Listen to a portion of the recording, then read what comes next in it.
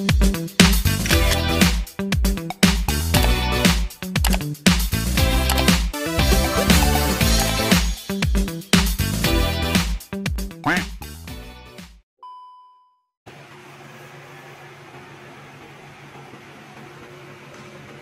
to mailings, then start mail merge, and then step by step mail merge. Then go here, select letters, and then next starting document. After that, use the current document. Next, and then use an existing list, then browse. So you should open a new Excel. Ilagay nyo lang po yung LRN at name. Ito sa akin. Tapos open. So ito na siya. So sheet. Kung anong sheet yun. So sheet 1. Okay. And then, after that, you review. Ito, walang name to. I-uncheck natin yun kasi wala siyang name. So, let's check. Yan. Check na lahat. So, okay.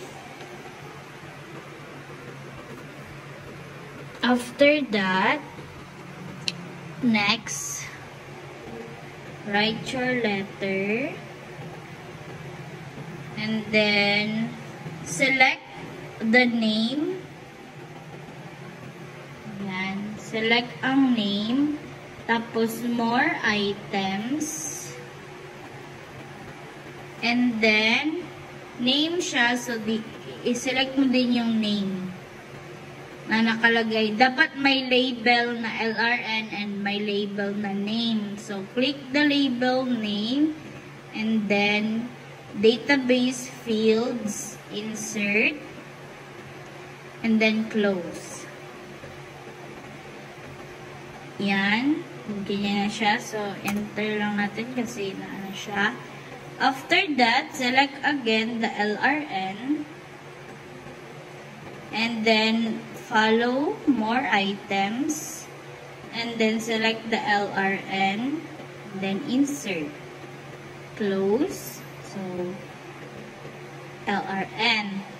Now, let's go to next, review, and then check again, edit recipient list. If it's okay now, then okay. Then complete the merge. After that, edit individual letters. So, just select all. And then, okay. So, let's wait.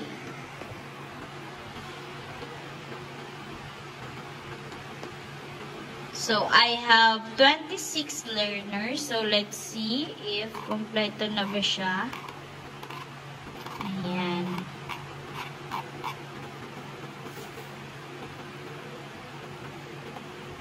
So, it should be 26 pages because I have 26 learners.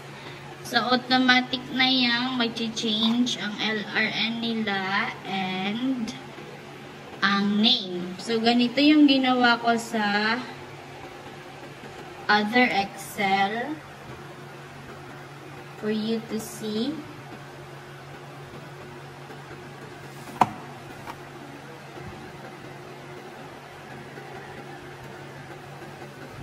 Just like this. The LRN and then the name. Just like that.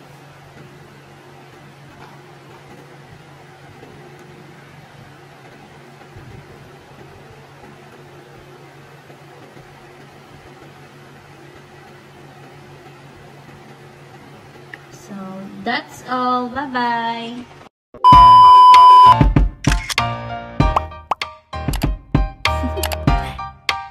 Do you want to know?